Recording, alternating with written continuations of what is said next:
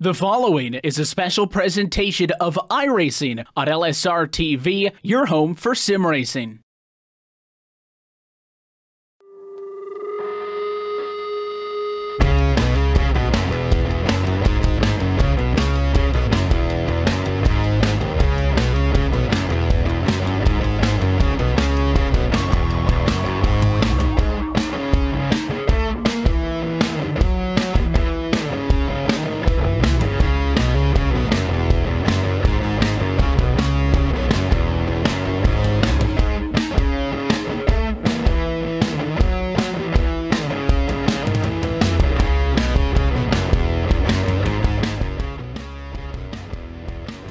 Good evening, ladies and gentlemen. Welcome back to the Superspeedway Cup series here, and well, we are on the high banks of Talladega for the All-Star race.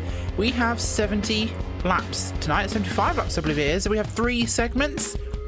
This race is going to be pretty exciting because not only are we also doing different formats, but we're in the Xfinity cars as well.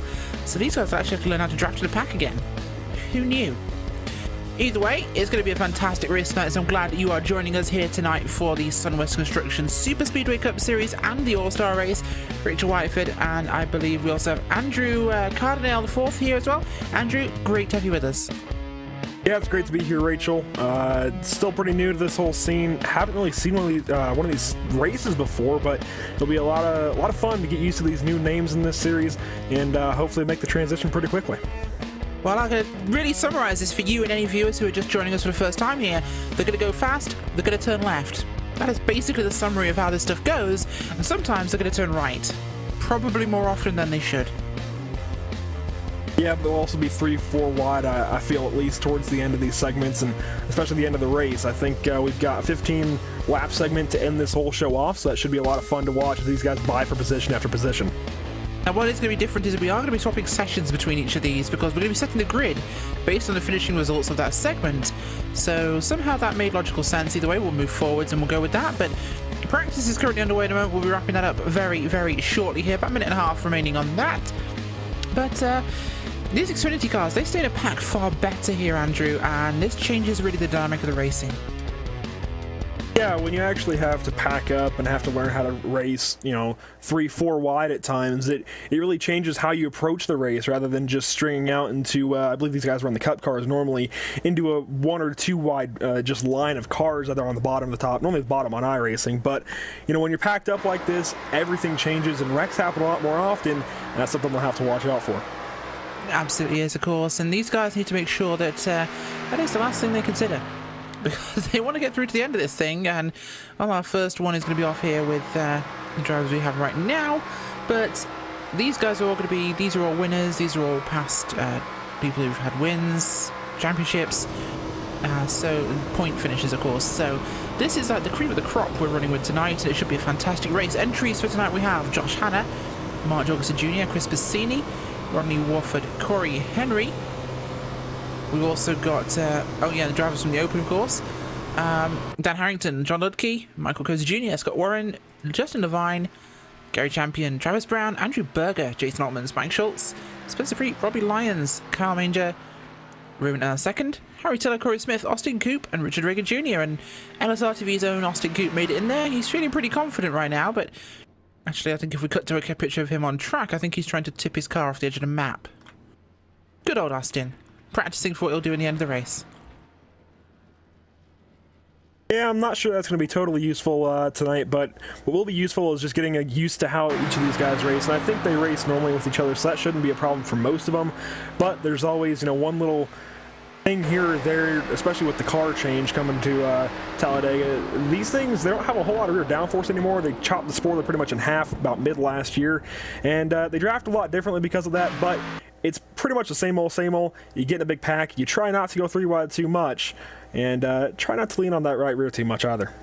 Seems like most of NASCAR's rule changes in the last 3 or 4 years has been cut a piece off.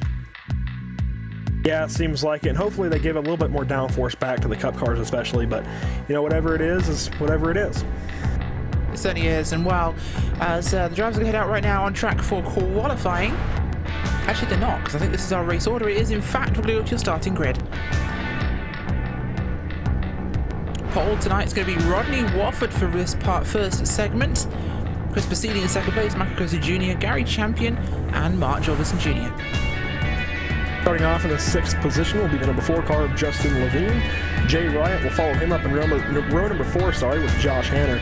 Corey Henry brings you row number 5 along with Andrew Berger.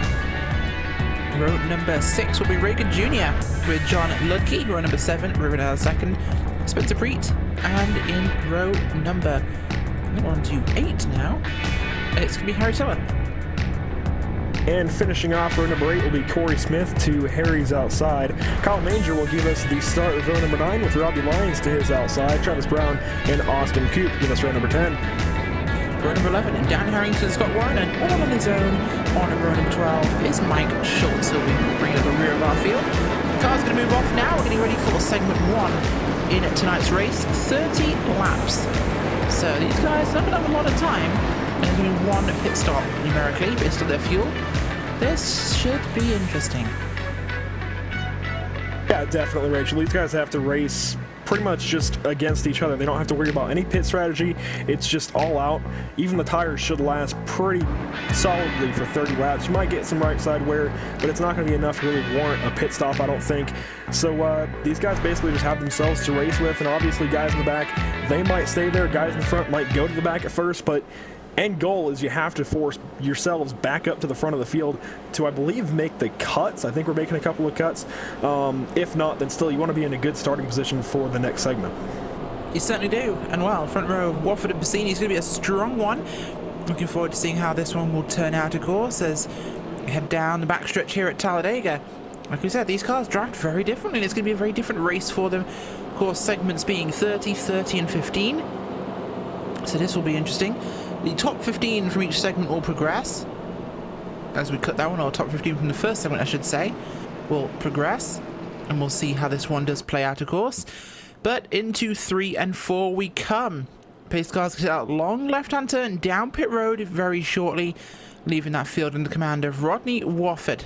Up front there as they head through turn number 4. Wofford, one of the most winningest drivers in the series.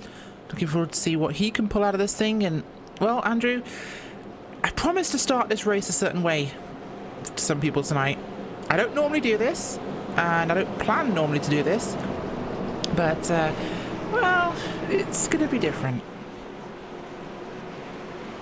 Cisco's saying, oh god, no, no, no, no, no in the chat, but I'm going to do it anyway, because Cisco can't stop me unless he mutes me, but, you know, it's going to be fine, don't worry, Cisco.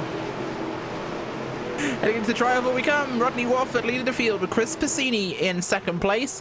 Heading to that first corner start-finish line. Waiting for that flag. Boogity, boogity, boogity. Let's go all-star racing, boys.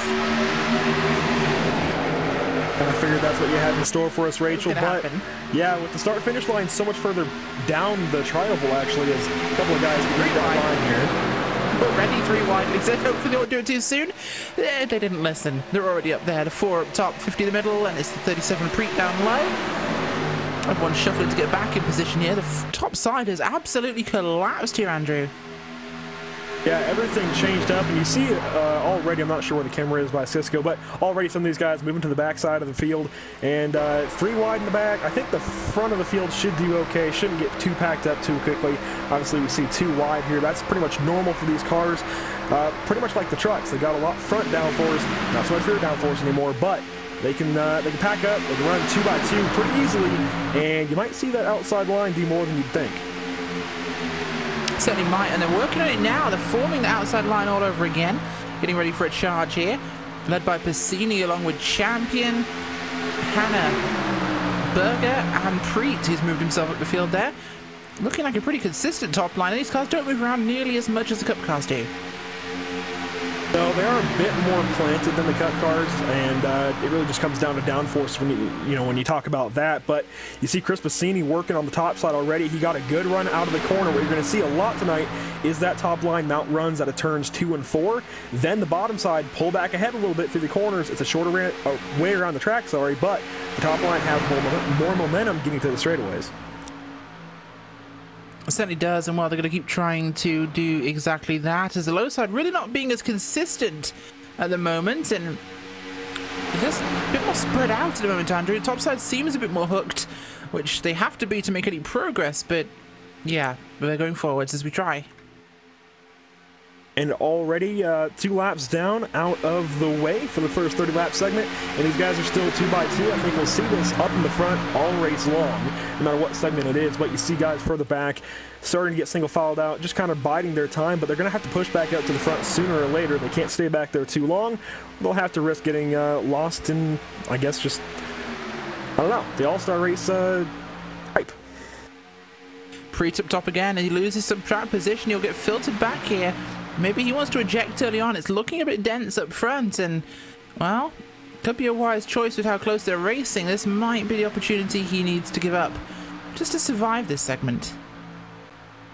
Yeah, a lot of these guys are making a lot of big moves early, maybe a little too early, but we haven't seen any wrecks yet, so that's good, of course. You don't want any cars to get wrecked up early. You see a lot of these guys looking low, looking high. They're going to be doing that.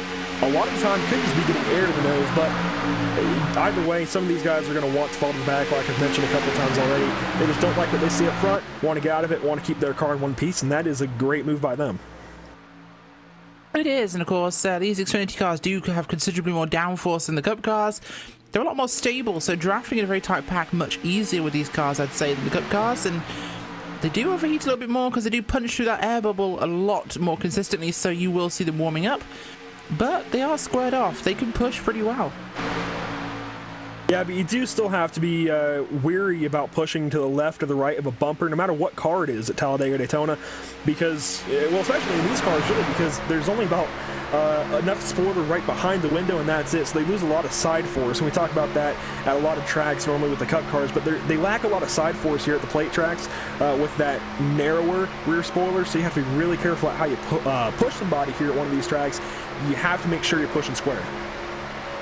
Absolutely, and we've said it in the past, some of these guys need to write on their rear bumper, push between these lines, because they seem to rather enjoy the corner hook in this series, and, well, they seem to be avoiding it so far today as the pack's staying nice and tight here. Our top, about 14 positions here actually hooked up in this forward group.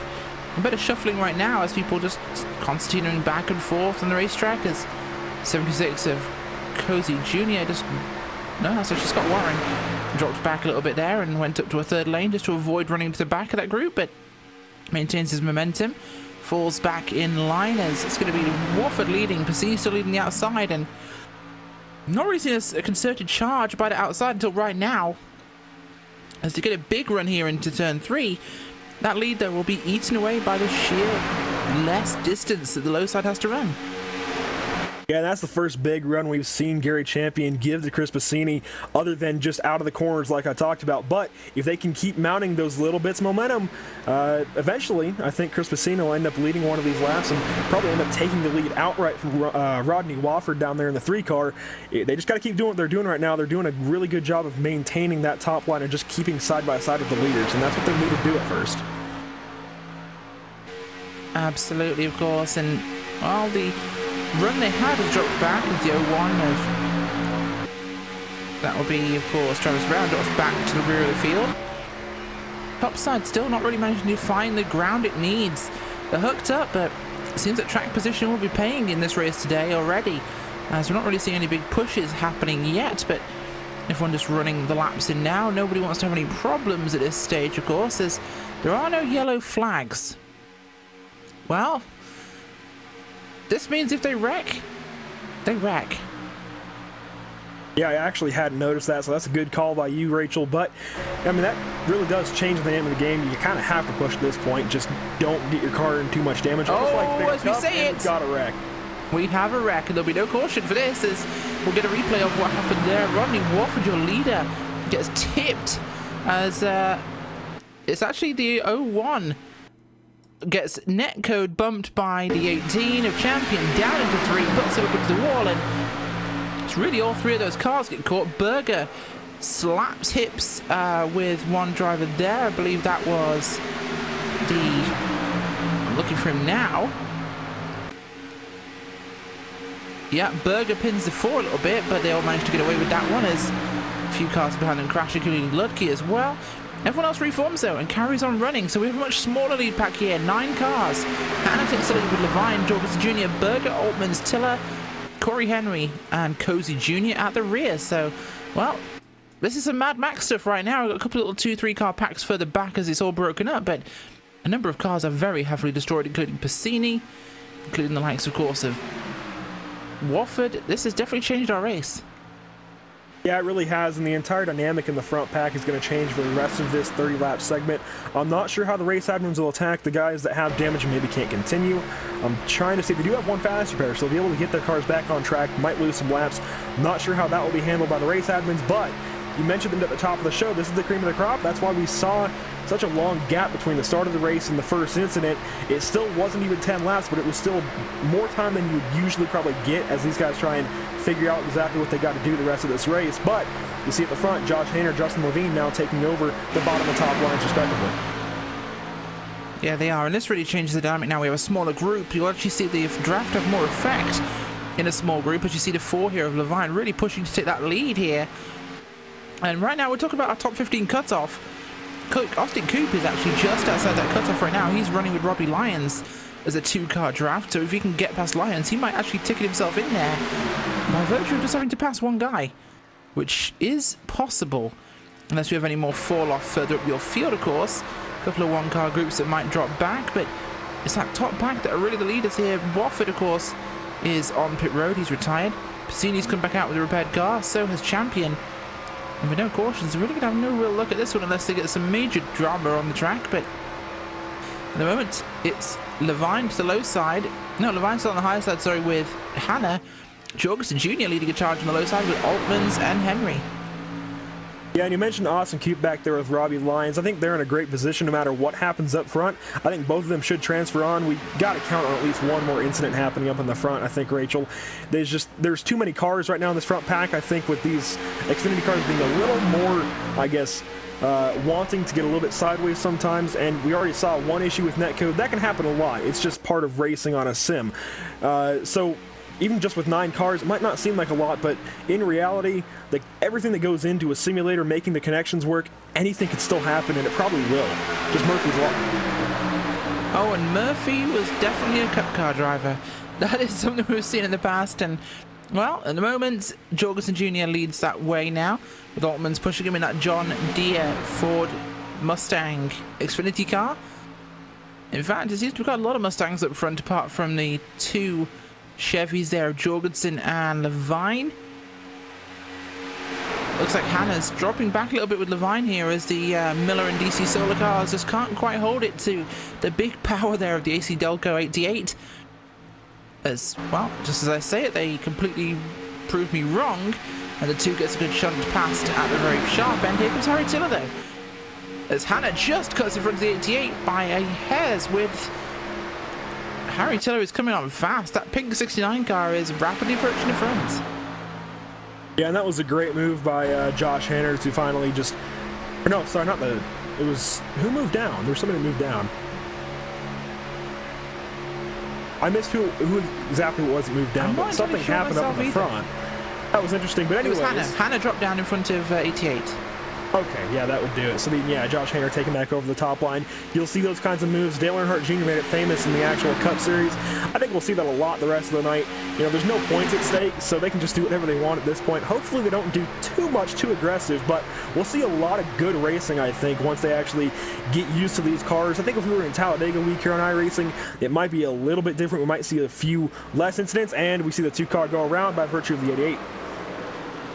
Well, that's another little incident for us on the racetrack here, which further reduces our lead pack there as, well, the 2D88 and Altmans also get hooked up there. Tiller as well. 2 cars going to make it through. Levine there in the 24 at the sharp end, as I think the no cautions rule might have been a bit of a mistake. Yeah, I'm not sure it was... I'm not sure if we have a lead pack. Obviously, Josh Hanner, a lot of damage. Mark Jorgensen Jr. as well. But it's going to fall right into the hands of Austin Coop, Robbie Lyons, those guys who were lying back, waiting for an incident like that to happen. And now Justin Levine, I think, will end up being our leader. That could change. Jay Wright, I think, got through as well. No, actually, I don't think Altmans he did. was caught in that incident, so he will not be getting through, unfortunately. It looks like Justin Levine will be our leader.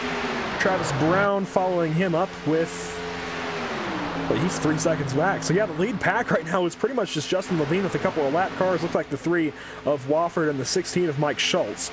But this plays into the hands of Austin Cooper and Robbie Lyons. I think they'll have no problem getting through as long as they don't turn each other. Certainly is, and that lead pack there, Levine, with about 3 seconds back to Travis Brown. Brown running with Cozy Jr., so they can catch your leader, which will make things interesting. Spencer Preet, Carl Manger, Corey Smith, written out a second. Coop is in 8th place. Robbie Lyons is now in 9th, but him and Lyons are working together. They're drafting and they're swapping to keep them temperatures down. Berger is running, Corey Henry.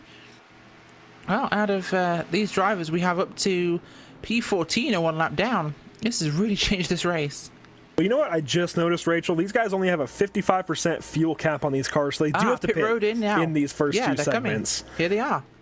I noticed Cozy come in, and I think Travis Brown as well. They came in even though they were in a pack. So that's going to allow, I think it was the 77 had some front-end damage. He'll get that fixed, not to worry about. And I think they can actually run some faster lap times now than leader Justin Levine. Austin Cooper, Robbie Lyons stay on the track for at least 1 more lap. Yeah, certainly is. And they're going to do that just for now, but, well, they can afford to go 1 more lap. And they're just trying to be more secure on this one. We've just got past the halfway point, so they'll make it into this segment, but it's looking pretty good here for Levine and Coop. Or Levine, I should say, because they are staying well clear at the front. Travis Brown is also very good. The 4 just came in there on his own, so that could be problematic. Penalty coming off pit road. Yeah, I'm not sure I caught that one. But I will mention, it looks like Austin Coop's actually going to take the lead for a moment. Those 2 might be in the catbird seat. They've just been working together all race, so I think they'll have actually a good familiarity with each other rather than some of these guys just getting together by virtue of wrecks. They might actually be in a really good position to make it through. Justin Levine, he came through the pits, doesn't have a group with him. He's going to be in a really bad situation. And actually, one of those cars that was working with the 4 cars, now working with the 77 and the 01. Got some more guys grouping together here around those guys. And I feel bad for Cisco. He's having to change all sorts of cameras right now. Yeah, he certainly is. And the cameras have definitely been well, busy tonight. It's been an unusually fast race with this being no cautions. But it means they have an onus on not wrecking, which they've not managed so far. Yeah, but I think once they get used to not having that safeguard of caution to catch back up, the next 2 segments might go a lot nicer, at least the middle segment. Maybe not the final segment of 15 laps to push and get to the end, but I think at least the next segment of 30 laps should be a lot cleaner, a lot smoother. We'll talk real quickly about the top 15 cutoff. Currently, Scott Warren is the final driver that would move on. The next driver behind him to make it into the top 15 would be Dan Harrington. They're on the same lap, albeit at least 7 seconds apart in the 82 of Dan Harrington. It has no help right now, so he's in a lot of trouble. Hopefully, something can go his way and he can move back into the top 15. John Ludke currently in 14th, Corey Smith in the 13th spot. Those guys might be safe, but as we've seen already, Rachel, Murphy's Law is going to take place. Anything's going to happen. I think Murphy's Law already has taken place in this race because it's one of those factors that will always play in the Superspeedway Cup Series, and it's shaken up how we're running this thing. Still waiting for Coop and Lyons to run down pit road, and they're going another lap yet, so these guys are running this thing to the wire. Yeah, and I don't know, I don't think there's any real worth to maybe trying to pedal the cars back a little bit, maybe run 2/3 throttle. I don't know. It's something a lot of guys try and do, don't really work out. They are losing a little bit of time, though, to the pack, starting with Andrew Berger in the 24, followed by Henry, Cozy Jr., Brown, Levine, and all them. So, I don't know what they're trying to do. We'll see exactly when they come in. It seems like a 55% fuel tank should probably take them to about 20 to 25 laps, somewhere in that range. So, you still got a little bit of time. A lot of these guys, I think, just wanted to split the segment right in half at lap 15. I think that's the right call, actually, on your decision, but as they do that, we'll see if they come down this turn by. Again, not going to come down. They are losing time, so they're probably running about, like you say, 3/4 throttle, possibly, trying to save some fuel. I don't think it'll make them to the end, though, unless they thought they were close. It really depends. I know they've at least swapped one time, so if they're saving just a little bit, a lap, maybe a couple of tenths of a gallon, I don't know if they can do it. We'd have to be in car to really know. I don't think we have that kind of telemetry to track the fuel usage, unfortunately. But you know, the drivers, they have their plans from the start, and these two got hooked up so quickly at the start. I think they've got the same game plan. So obviously they've got something going in their heads. They might be coming in here, and they are. Here comes Austin Coop. Yeah, here they come to pit road now. And that's exactly what they were planning to do. Pair of them coming together. Should see them leave together as well. Coop and Lyons running well. Running to what it seems to be their game plan. Go 2/3, come out again, takes less time in pit road. But how much time did they lose on the track? And Cisco telling us they may not be in total communication, but there is always the iRacing channel they can go with. Never really know. I guess we'll find out in the second segment if they get right back together, but they are going to lose the lead. It's going to be a little more jeopardizing for their run, just because some cars will be coming by them here. We'll see how they cycle out. It's too early to tell, but Travis Brown, Andrew Berger are now our lead battle. Throw Corey Henry and Justin Levine into it, and even a few lap cars. Chris Passini getting into the mix. Looks like the 12 of Corey Henry, the 18 of Gary Champion. He was wrecked earlier, so he's a lap down, currently out of the top 15. So a lot of these guys still packed up, even though they're not really in contention to move on. Yeah, and they're just racing now for the sake of racing here, and you never know who else will have a wreck. So it's always worth staying out there to see if you can just get into the top 15 based on positions. Anything can happen in this series, but, well, we're into our last 9 laps now for this race. Running order at the moment now, pit stops are concluded. Travis Brown, Andrew Berger, Corey Henry, Justin Levine, Michael Cozy Jr., Spencer Preet, Harry Tiller, Ray Renau second, Kyle Manger, Altmans, Lyons, Coop, Ludke, Warren, and Corey Smith, your top 15 there. And at the front, it actually seems to have got a decent pack hooked up. Yeah, I've been watching this pack build slowly and slowly, as I was also watching the 15 and the 53 of Lyons and Coop. But these guys, like I said, there's some lap cars mixed in. Passini and Champion, I think, are the two big notables, considering they were packed up at the start of the race and ended up having that incident with Champion's connection. But that aside, they've been having a really good run. They're working that top side really nicely. And once the tires get broken in, that top line, I think, is going to be one of the best places to be come the end of the race, because you can actually make moves up there rather than being boxed in on the bottom side. But then you see the 01 and the 24 come right back with a great run on the bottom side. Yeah, they're certainly doing that. And the 01 making a great head of steam there with likes of Andrew Berger and Jorgensen Jr. And the lap car in the 16 down there with him, Mike Schultz. But as it stands, it's, well, they're doing a good job of this thing, and it's going to be a tight group we have towards the end here.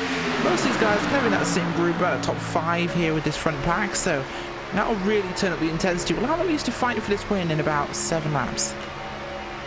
Yeah, assuming they don't make any more bumper hooks, this should be a really good finish to the end, even with these lap cars thrown in. You see Jorgensen in the 88. We've talked about Passini and Champion in the 1 and the 18 respectively, but this still should be a really good finish, considering you have Corey Henry and Justin Levine there in the 4 and the 12. You even got the 77 and what looks like Cozy Jr., so they can make moves from the back of the pack, even though they're kind of mired back there. That can actually give them a really good run, possibly out of turn 4, to make a run 3 wide at the start-finish line. And, you know, it's Talladega. That start-finish line is so much further down out of turn 4 than at Daytona that it gives them a lot more opportunity to make a move. Yeah, it does, and of course, with it being that far down, the typical runs out of turn 4 don't work. You've got to make that timing very perfect. And with a few laps left to go, they're really starting to put the steam on now to try and get themselves out front. Yeah, and it looks like the 4 and the 12 and the 77 are kind of getting in the line here. It looks like Levine, Henry, and Cozy might be ready to mount a run when the time comes. We still have over 5 laps to go, 5.5 actually, that time by the back straightaway.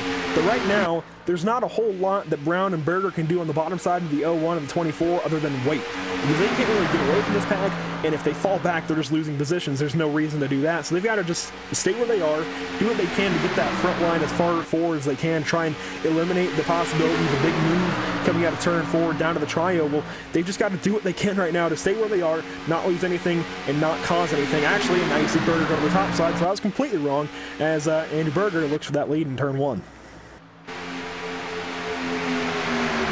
Yeah, he does indeed. Andrew Berger wants to get himself a track position here, and you never know how long it will last. These guys, of course, in a mentality where they're used to having to race until the position because cautions come out. Hard to remove that mentality, as Berger now is going to be heading himself to the sharp end. Likely he will drop down from in front of the lap car of Passini. He doesn't know Passini anything. He's going to save him a spot.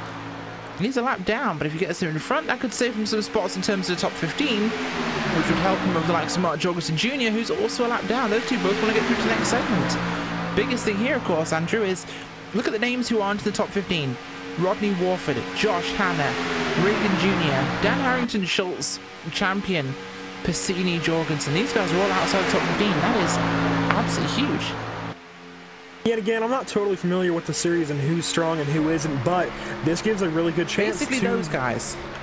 Sounds good. I kind of figured, but Jorgensen and Piscini and Champion all have a pretty good chance, actually. They're 16th, 17th, and 18th right now. If anything happens ahead of them, maybe with the 10 of Corey Smith, he might get lapped here.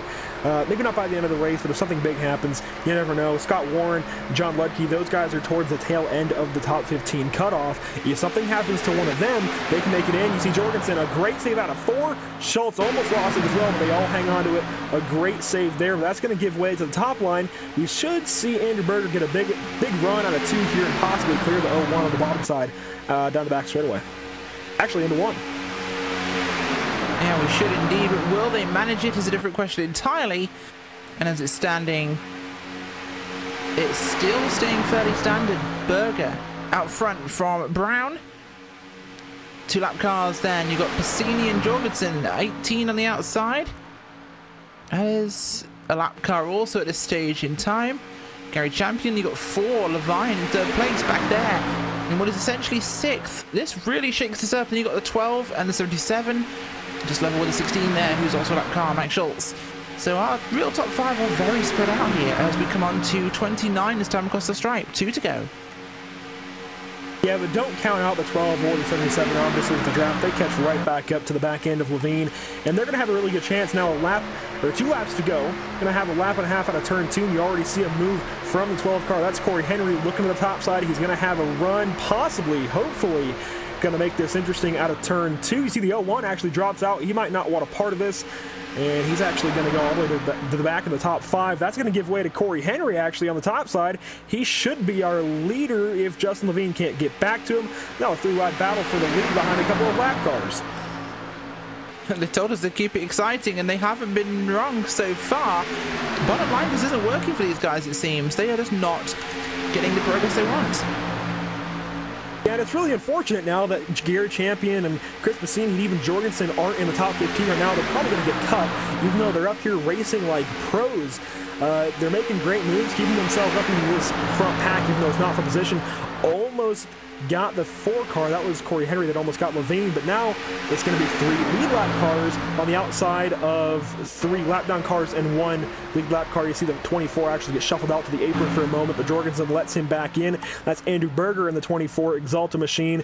He's still in this, obviously. 2 more corners to go, actually. This should be the end of segment 1. Justin Levine, currently your leader. Corey Henry looking to make something happen. Certainly is, of course, and they're coming now into this line. This is lap 30. What are they going to do? That'll be our timer coming soon. Come into the line, and Henry it's got looking him. like it's... Yeah, got him. Wow. That was a great move, actually. He Corey just Henry. let Justin Levine deal with the clean air and push him back. That was a great move by Corey Henry to just go with the lap cars. That was kind of surprising, but it worked. Certainly was, and they did a great job with it, so impressive work there. Fantastic though from those guys, as well. We are going to be running through your finishing order now. We've got it. They're across the line, and we'll tell you who's in, who's cut. Rachel, here comes a move from a couple of guys looking to get into the top 15. Piscini and Champion, they haven't finished the race yet. They just went to the outside of the 10 and the 76 of Warren and Smith. They might be back in the line. Champion might still be in this race. Well, this is the end of the race here for those guys. Yeah, absolutely. Can he do it? Gary Champion, the 18 car, is leading this group here across the line. And did Piscini get him? He does. Yes. No, he got it. 15. Champion. Held it in there. Wow, so Champion will move in, Piscini will not. That's going to move Corey Smith back. That was really... That was interesting. Really close. Wow. Certainly was. Wow, to our finishing positions after all. Corey Henry, Justin Levine, and we got Andrew Berger there in 3rd place. Cozy Jr., Travis Brown, Spencer Preet written as 2nd, Harry Tiller, Kyle Manger, and Jason Altmans. With Robbie Lyons, Austin Goop, Scott Warren, John Ludke, and Gary Champion just in 15th. Who's out? First off, the Chris Bassini, sorry. After a great run there at the end, he tried to get in, ended up falling just short, literally a car length. If he had gotten by the 18, he would be in. Corey Smith also falls out of the top 15. Mike Schultz in the 16 as well. Mark Jorgensen Jr., a great run from him. Unfortunately, he'll be cut in the 19th spot. Darren Harrington in the 82 as well. And the last three will be Richard Reagan Jr. We saw him in that end battle, but not in contention for it. Josh Hanner in the 2, and Rodney Lawford in the 3. Well, folks, that is our results from that segment. We're going to go to a quick commercial break. Join us again, and then just after the break for segment 2.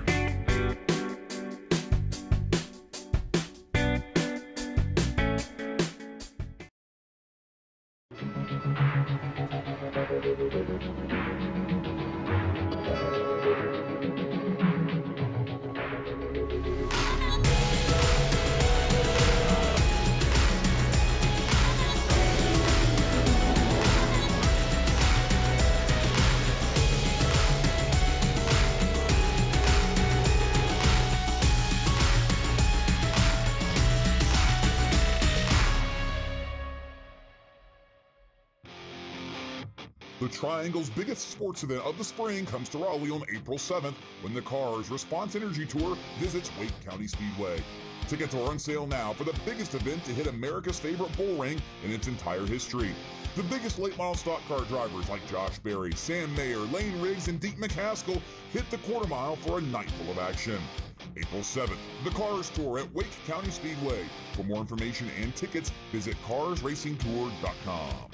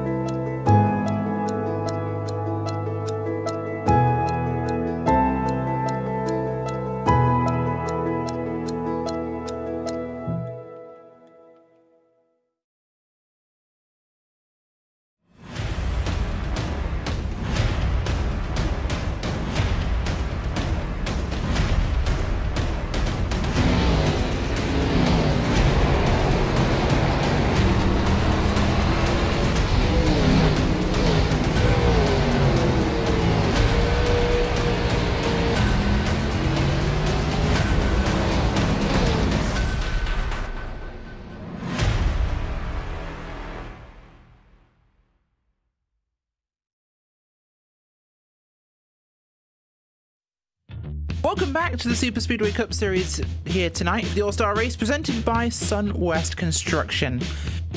We're back here at Talladega for segment number 2. What a first segment we had just now. That was honestly probably one of the most exciting segments I've seen and very unusual segments.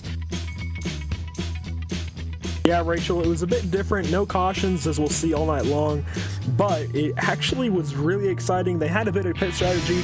You only have 55% fuel tanks as opposed to the normal 18-gallon tanks. I think these end up being about like 10 gallons total. Makes it a lot of fun because they have to come in and get that green flag stop in. We saw some strategy there. Austin Cube, Robbie Lyons, they waited a bit. Other guys split the stage right in half, but it was a lot of fun to watch. It was, of course. And don't forget, Sunwest Construction, our title sponsor for this series. Oh, they were founded in 1986 and have grown into the premier construction development company on the west coast of Florida. Over the past 30 years, they've built and developed over 17,000 condominium units and now specialize in mid-high-rise developments as well as commercial buildings and hotels, alongside Marriott and Hampton Inns. Absolutely great sponsor to have on board for this series, of course, but we're lining up now for segment 2. And this one is going to be a little smaller, because there's only 15 cars, the ones that made it through segment 1. So we're being a little brutal here, and I'm guessing we're going to drop 5 in this one for our final segment of 15. So being a top 10 will be the important marker here today. Yeah, and we saw that battle come down to the last few seconds of the previous segment. A couple of guys who stayed in the lead pack were able to get to the front of it, get back on technically the lead lap, the very tail end of it, and actually race up to a slower couple of cars. And Gary Champion made it in by virtue of that battle. It was insane to watch. Gary Champion made the pass in probably the last 100 feet of the segment. It was amazing. Yes, and it was, and well, he made it in and he did what he had to do, and well, they are close enough here to make this one a very interesting final part of our race. I hope they do. I look forward to seeing what they can pull out of this race, but well, the racing order is going to be interesting, of course. We have a few moments left to go before we do get back to that, and well, this racing, again, we're not going to have cautions, so it really makes this a bit more exciting. As we mentioned, though, the important part here is, again, no cautions. Yeah, and we saw that make an interesting dynamic in the first segment of the 75-lap race. You saw Gary Champion have a small issue with the one, I forget the name now, but it really changed things up because you saw that pack get smaller and smaller. Then there was another interesting incident that really split that front pack up, turned it into like a 5-car, at least on the lead lap pack, but then you threw a couple of lap cars in, and it really changed the whole race up twice, and I think we'll see that some more in this segment as well, because they still have 30 laps. They have to be in the top 10. It's just going to be wild. Wild is what you guys come for, and wild is what you're going to get. So, well, it's going to be a very interesting race. Some of the drivers in here, of course, haven't won before, haven't won recently. They're in on points, or they're in because of their positions. Gary Champion, Jason Altmans, Berger, Preet, Lyons, Brown, Henry, Levine, Manger, Warren, Cozy Jr., Lutke, Tiller, written out the second and Coop. So some drivers here really wanting the opportunity to make a name for themselves on this season. It might not be for points, but they want the pride. And again, everything or anything really goes in an all-star race. We talked about it earlier on. You talk about it every time you see an all-star race, be it on iRacing, in real life, whatever. Anything goes, and they will definitely lay it all on the line. There's no points that matter in this race. They can just go and try and win, and if they don't, well, they can bring home the steering wheel and say they tried. That's all you need to bring home in this series, and sometimes they forget even that.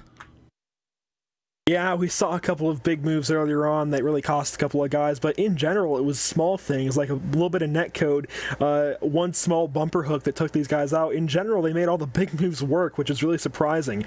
There really weren't that many wrecks in the first segment here, Rachel.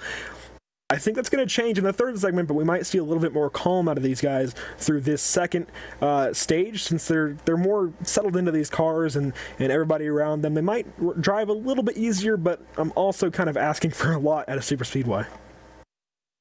More like you're asking for a lot out of these drivers, because calm is not one of their specialties. Yeah, but they certainly make it look really good, make the races a lot of fun, hopefully, for everybody to watch.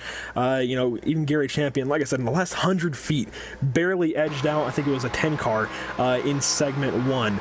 And again, I'm not too familiar with these guys, but it looks like these guys know what they're doing. They at least race it often enough to have a feel for, you know, drafting and making these big moves, even if they normally race in the Cup cars, and now we're in the Xfinity cars. There's a difference, sure, but they still have a handle on what to do. Aggressive, yeah, but exciting, also, yeah. Absolutely the truth. Exciting is what they specialize in. Normally exciting on their roof. But as we get ready to get our grid started, about 20 seconds left now before we'll see those cars line up and get ready for the segment number 2 and 30 laps of racing. As my God, I'm looking at the chat right now, Andrew, and I think this is one of those blot tests you do at a psychiatrist's office, because there's all sorts of weird and wonderful faces being made right now to text.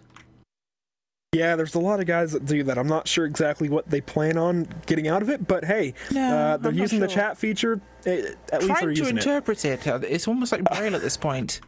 I think I saw a sword. Well, believe me, there's worse things they can make. Yeah, there absolutely is. And I believe they were just discussing it. So we'll move swiftly on at this point to the starting order and your starting grid. Corey Henry will lead us off for segment number 2 on pole position, row number 1 with Justin Devine on the outside. Andrew Berger is going to be in row number 3 with Michael Cozy Jr. Row number 4, Travis Brown, Spencer Preet. And at the start of row number 5 will be Ray Rittenauer. Row number 4 even. Yeah, and to his outside will be Harry Tiller. We saw him make some big moves and make his way into the second segment. Kyle Manger starting off in the 9th position, starting off for number 5. And Jay Wright will round out your top 10. Moving on to the last 5 that have to gain at least 1 spot to make it into the next part of the show will be Robbie Lyons. You might recognize him from NASCAR racing. Imagine that. Austin Coop, who's starting to his outside. And I think those two are going to work together just like the first segment of this race. Scott Warren starting off in the number 76 from the 13th spot. Starting in the 14th spot, his outside will be John Ludke, and shotgun on the field, Gary Champion. You know, when you said Robbie Lyons, who you might recognize from NASCAR, and then moved on to saying and Austin Coop, for some weird reason through my mind went the statement. Sorry, what was it again? Robbie Lyons, who you might recognize from NASCAR, and Austin Coop, who you might recognize from the catch fence. That's one way to put it. I like it. It is. Yeah, it is. Don't tell Austin I said that, but we'll move swiftly on. Corey Henry now will be leading our pack off here into turns 1 and 2. Getting ready to kick off segment number 2 is 30 laps on the books today, and while they weren't communicating, we found out that Coop and Lyons, but they did very well together without communication, so that's impressive. Yeah, but I think they'll be in constant communication through this second segment. I think they got that worked out, and you know, that kind of throws us back to, a couple of years ago, or really almost a decade ago now. Man, we're getting old. In NASCAR, the plate racing, when they had tandem drafting, they allowed drivers to communicate directly with each other. Obviously, this is a simulator, and you can do that through a sim, but it's almost a throwback when you think about these guys trying to figure out communication. And at first, they were almost in today's world where they couldn't communicate, but now they're throwing it back almost a decade to where you can communicate with each other, and that's really cool that we have on iRacing, of course. And obviously, even if we didn't, there's third-party softwares like Discord and TeamSpeak and whatnot, but it really adds an element, because otherwise you don't really know what the other driver might do when they might come in and pit. Absolutely, of course, and you got to remember, of course, that 2011 Daytona 500, possibly one of the most epic ones in terms of driver communication as well there, with a certain young driver winning. Yeah, and unfortunately, we haven't seen him get any of those big breaks after that, but, you know, their time will come, as it generally does. We see, you know, Austin Dillon got it this year, and I was there. That was really fun to watch, but... If he can, anyone can. Yeah, that's another way to put something, but these guys will be actually pacing a little bit further than Daytona, of course. You got that start-finish line almost down towards turn 1. That's really going to change everything about this race. It changed whether or not Gary Champion made it into this segment, so turning it over to you for the call of the green flag here, Rachel. And this time I promised to do it normally, rather than last time's special one. But either way, heading into Tribal now, going to wait for the starter to wave that green flag. It's in his hand. We're going to get ready for the go now in just a few more meters on the racetrack, and Cisco tells me he's hovering over the mute button as green flag will fly. Racing here at Talladega. No need to mute me, Cisco. Not going to do it again.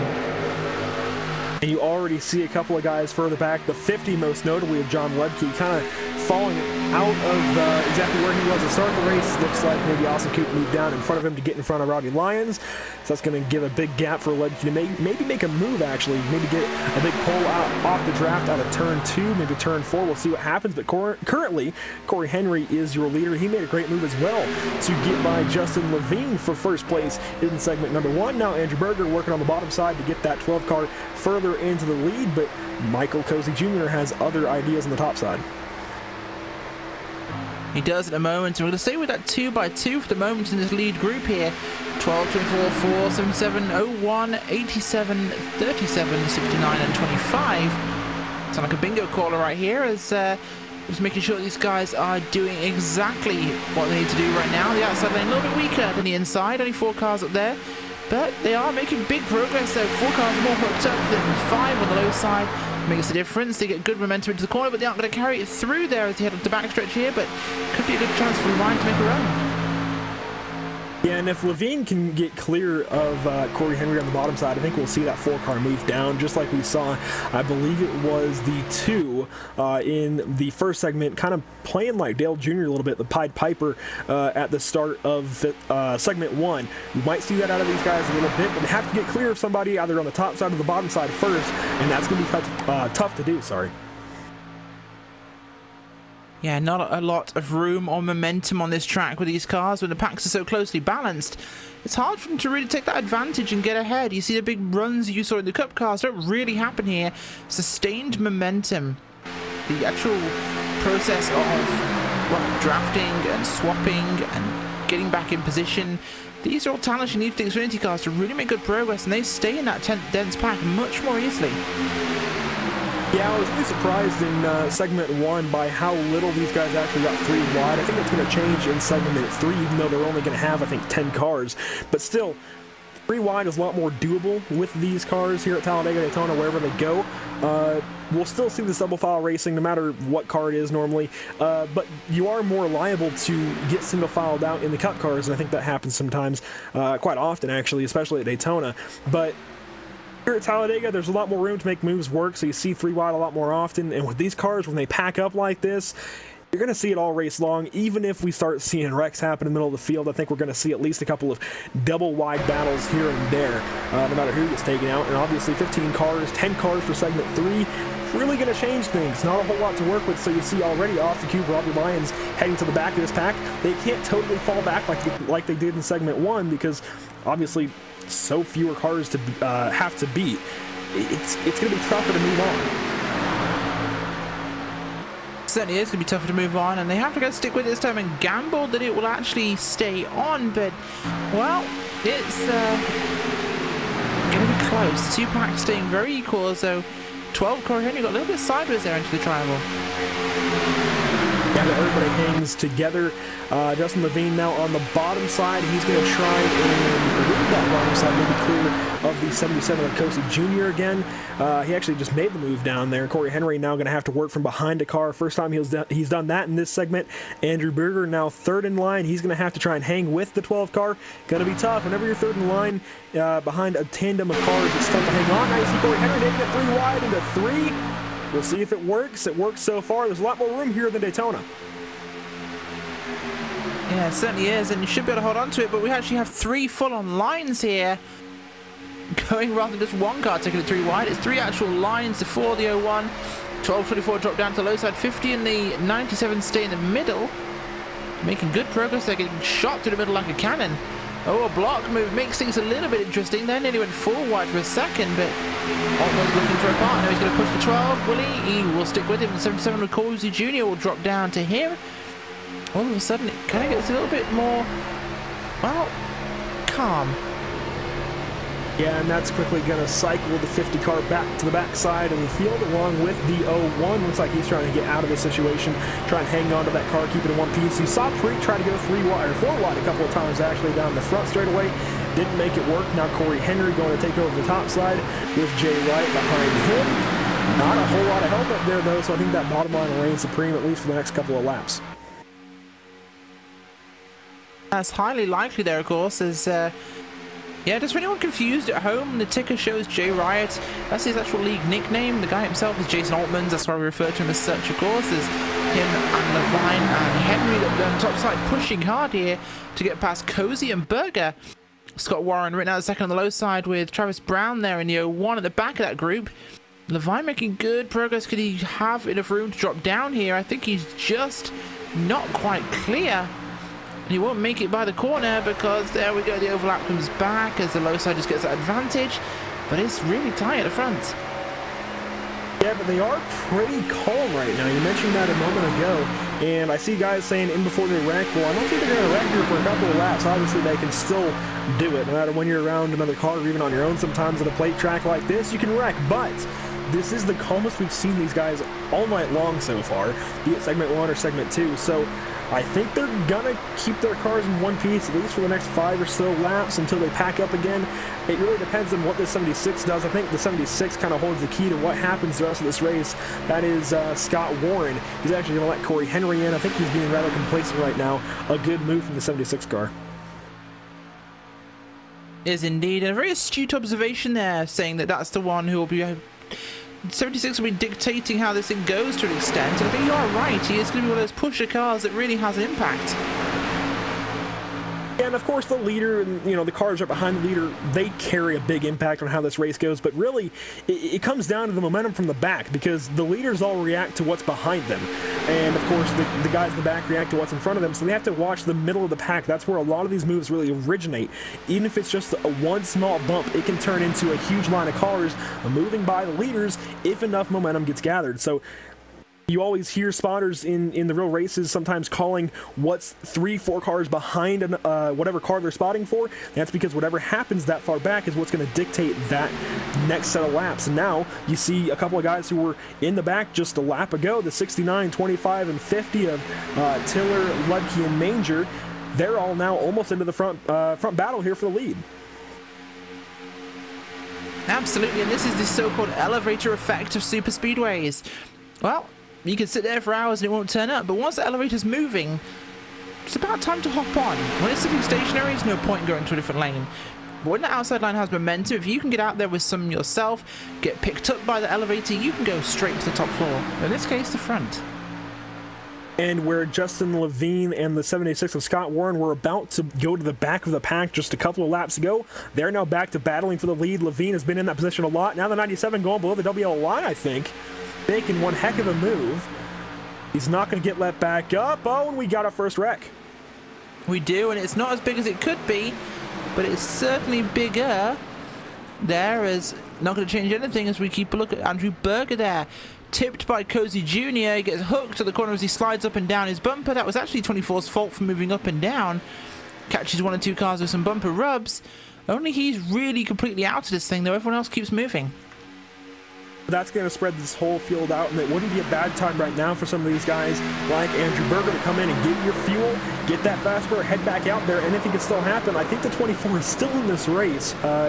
He's not going to come in just yet, but I think if he was to come in right now, he might still have a slight chance. Just get out of the way now, run as few slow laps as possible. Gonna have to maybe see what he does, but some of these guys were laying back. Robbie Lyons, Austin Coop, and looks like Gary Champion now as well, going to be in a 3-car trio. Oh, and actually Champion gets turned by Coop.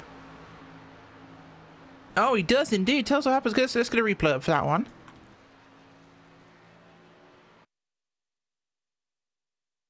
And it looks like Coop just got to the right side of the bumper a little bit. I'm not sure if that was really anything he even did wrong. Yeah, it really just looks like Super Speedway bumper hub. It just happens all the time. But him and Lyons are pitting together here, so they're actually going to be pretty consistently in there. They should be okay. Yeah, it looks like that's actually going to work into their strategy move a little bit. They're going to come in early where they pitted late in segment number 1. Robbie Lyons actually missed his pit box. He has to work with the new iRacing confines with the stock cars, and that's going to hold Coop up a little bit. But if an audible call maybe for Robbie Lyons to take a little bit less fuel, try and gamble here, we'll see what they do. Didn't see either one of those cars jack up. Back up to the front, Justin Levine, now your leader, has Scott Warren and Michael Cozy and even Harry Tiller in tow. Just the top 4 battle. Altman leading your charge from 5th place is actually going to come in and get damage repaired and get fuel on that car. Yeah, certainly are, and well, that's what they need to get done at this point, because they just have to stay inside the top 10, and that shouldn't be as hard as they think it is. Carl Manger is low down, as well as Corey Henry. He's 43 seconds back, nearly a lap. John Ludke as well.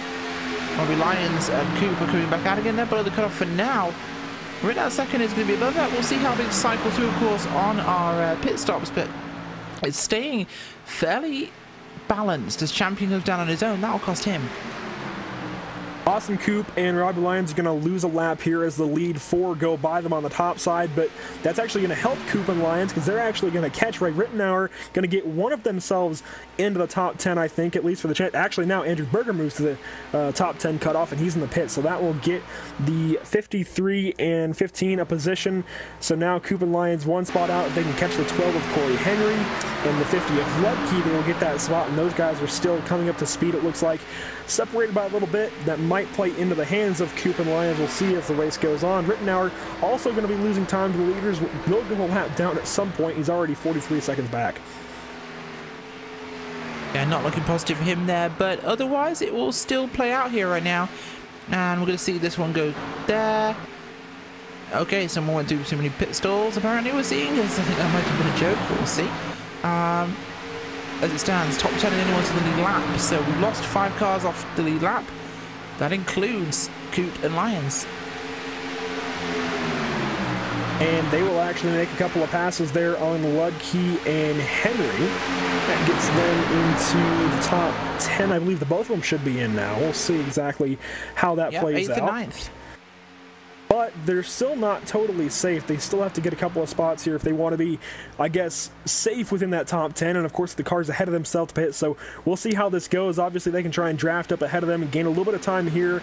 And we just got to wait, really. It's a waiting game even for us, seeing how this is going to play out, because these top 4 have not pitted yet, and they have to. Again, these tanks are smaller than the normal 18.7 gallon tanks. I think it's about 10 gallons total, and that means they have to pit in these 30-lap segments, but won't have to pit in the next segment unless that's set up the same way. And again, there's no cautions, so it really is a strange dynamic for us to work with, but hopefully it's actually turning out exciting. Also, looks like I'm forgetting his actual name in the 97, but Rittenauer pushing him. They're starting to get caught by the leaders. Yeah, Jason Altmans and Rittenauer, they're being caught by your leaders, and we'll see how it plays forwards. But Levine doing well again. Justin Levine's had a fantastic race so far. You said the 76 would be a hinge car. He's currently running in 2nd place. Cozy Jr., a powerful car to keep an eye on. And Harry Tiller off the back of a 3rd place at Martinsville in RSR. Oh, his blood is up for a good race. And you see it looks like those two that were going to be getting lapped, Altmans and the 87 of Rittenauer, are going to move to the top side, let the lead pack go by, but that could push them outside the cut line for now, and that's going to turn this lead pack really into a battle for the cut line more than the top 4, I think. Obviously, the top 4 will still have to pit, so it really is going to become a 5-car pack for the cut line here by the end of this race, I think, Rachel. I don't think we're going to have any more big incidents that are so spread out. Obviously, it's still possible. Murphy's Law likes to rear its ugly head sometimes, but there's so few cars, and once these first 4 pit, there's only going to be 5 cars. I think they'll keep pretty much in a decent pack without wrecking, although you see Altman and Rittenauer working on possibly a top line. I don't think it's going to work out, though. No, not certain it will at the moment, so they're going to try and keep themselves a little bit more stable for the moment whilst they don't get into trouble. But that top line might have cars, yeah. They might need some friends to help this one work. In fact, in these Xfinity cars, they need more cars on the lower side rather than just some friends. But a good bit of momentum here, but they'll hit that big wall of air once they get close to the front, maybe alongside the 76. That's when the momentum really dies. And you see Ludke moved up. That's going to affect the 15 of Robbie Lyons. He loses a ton of time through turns 1 and 2. Now Austin Coop, I think, is going to have to back up a little bit, keep his friend in tow, as Ludke will gain a couple of spots there. A good move from the 50 DuPont Chevrolet. He's working his way back into this race, possibly. We'll see exactly where he crosses the line. I think he'll be in the 9th spot, so back into the top 10. Although, these guys are catching Travis Brown and Spencer Preet. That's really going to shake things up.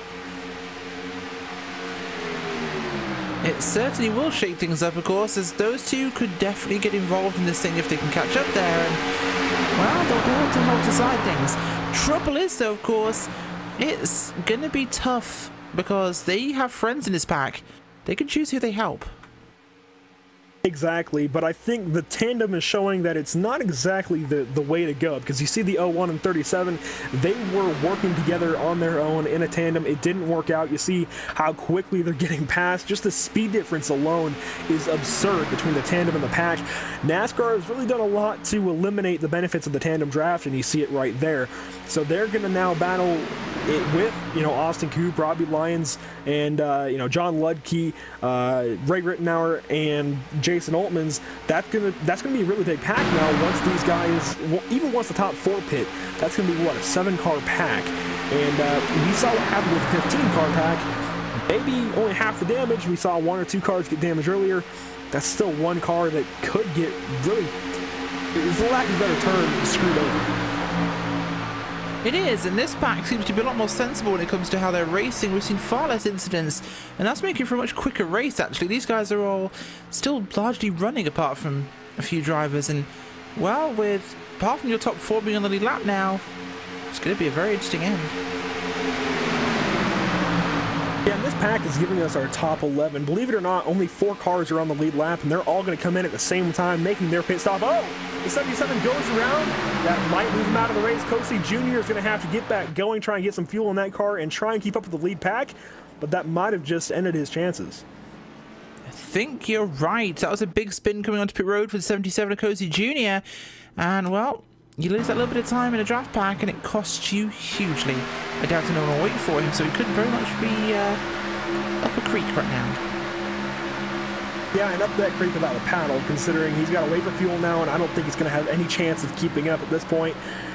He really got messed up right there, and I think that might move him to the back end of the top 10. We still have 10 laps to go, insanely enough, and it seems like this race went by quickly, but we still have a lot of racing left, and you see some guys go by him. That's not 4th position, so Cosi Jr. still in 4th place, I think.